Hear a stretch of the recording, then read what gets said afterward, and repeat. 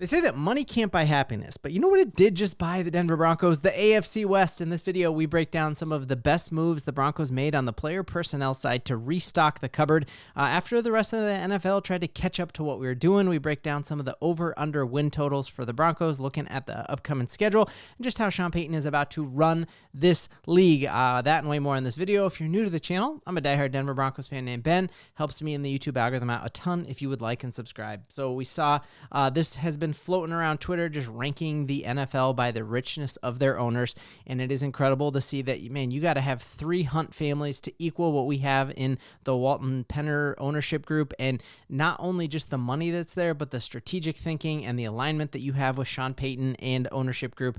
It is just exactly what you wanted. It is the sacred triangle to have a coach, a quarterback, and an owner who are all rowing the boats in the same direction. Truly is priceless, and it's incredible to see that that is exactly what the Denver Broncos have. But it's not like we have an ownership group who's super wealthy like Jerry Jones, but spends the money flippantly or doesn't invest the money in the actual team, like is often the criticism of like Kroenke with the Nuggets, for example. But he puts his money where his mouth is. And you take a look here at just how different the Broncos are.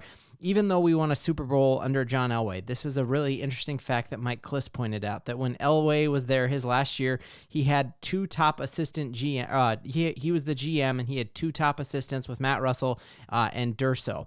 And now George Paton has absolutely tripled that. We have created positions that didn't even exist before. We've had assistant head coaches. George Paton is able to do whatever he wants. Sean Payton is able to do whatever they want because they have a wealthy owner who empowers them. And so we're going to take a look at a couple of the moves that they've done, because the Broncos were cooking something so special that the rest of the NFL tried to steal from us. I mean, the Chicago Bears took our tight end coach and promoted him to be the offensive coordinator of Chicago. Like, obviously, if your tight end coach is good enough to go be an offensive coordinator somewhere, you know how deep and how talented your group is. We know we lost Moogie to the Jets. We lost somebody over to go to the Lions, and that's a great problem to have. Every organization that succeeds has other competitors try to steal from them. And the great organizations are the ones who build out systems and just replace, and that's exactly what the Broncos are doing. So a couple things that we have done that are just unanimously praised, and you take a look at the teams who are losing these guys, and there are major bummers out there. And so the first one we're looking at here is we're a little homecoming here, where we are reuniting Jordan Dizon back to Denver. Most recently, he'd been the national scout for the Philadelphia Eagles, who I don't need to remind you just came off of a Super Bowl victory, and he is just unanimously praised by fans and by ownership alike there. This year, the Philadelphia Eagles lose another key member of their scouting department. We're just seeing a quick Twitter search, and you're seeing this is a huge loss for the Birds.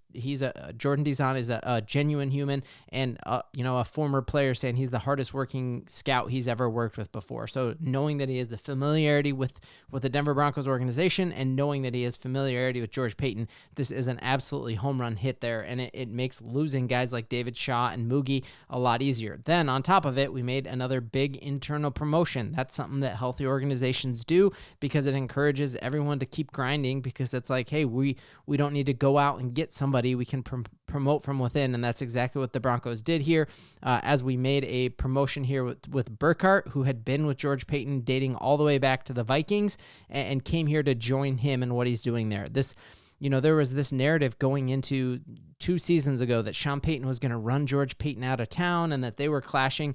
There's zero clashing there. They are lockstep together, and there's zero animosity. They joked in the pre-draft press conference that they finish each other's water bottles, and that's exactly what you want. You want those guys walking in step, and they are clearly doing that.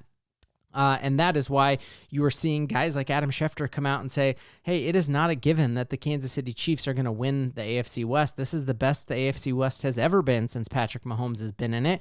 And Adam Schefter predicts that the Broncos are going to be one of the teams challenging them for the division. Not like, oh, they might steal it, just saying, hey, don't look past the Denver Broncos. He thinks this is going to be the most challenging season they've had.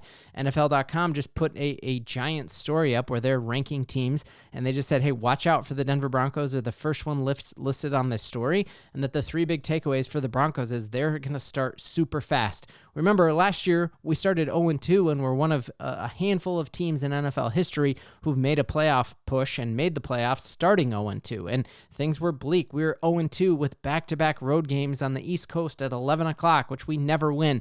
And we rattled them both off and shocked the world. But this is incredible that the Broncos are going to start to go back to the Elway Broncos of the 90s that we all remember, where that home field advantage at altitude is going to hit so hard, and that's what they're predicting here, that the Broncos are going to start off really fast. We get to play a rookie quarterback who's got no weapons that scare you, and then we get to go play the Colts who are in an identity crisis, and then from there to go to our division rivals, and that's really exciting, knowing that we got this reunion playing up against Russell Wilson, and that the NFL proved that we are a viable team by putting us in 5 nationally televised games with a potential 6th, depending on how the Chargers and the Broncos end up playing out. So just incredible. And I think the hot start is very much going to happen. And then our toughest stretch of the season, that article had just, how do I reopen a recently closed tab?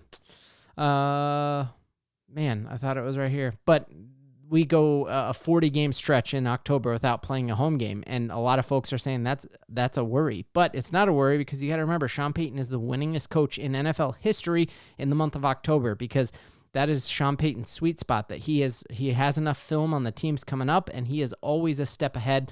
And that's why Bill Belichick said, of all the teams that he had to prep for, a Sean Payton-led team was one of his least favorite to prepare for, because he's aggressive and he exploits every single aspect of the field. And we remember last year, we had parts of that field we had no option to exploit, and now we have a tight end for the first time since Julius Thomas.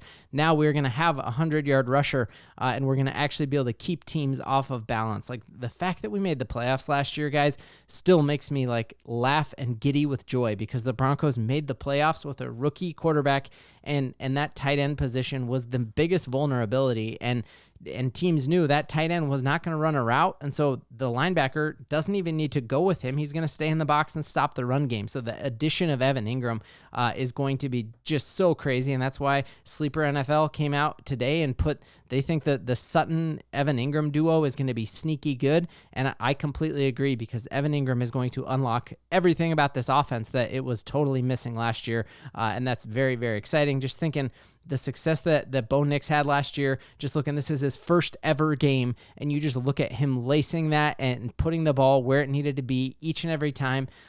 It was one of the first times in probably a decade where when our quarterback dropped back to pass, I wasn't worried about what was going to happen. I was legit watching with excitement.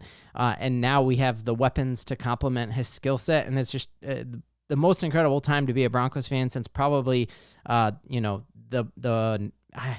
could say like when we got Peyton Manning, it was exciting, but even then you knew Peyton Manning only had a couple years there left in his career. Like, we know that we've got 10 plus years of Bo Nix with this, and if Sean Payton continues to just hit bangers of drafts, it's going to be absolutely incredible.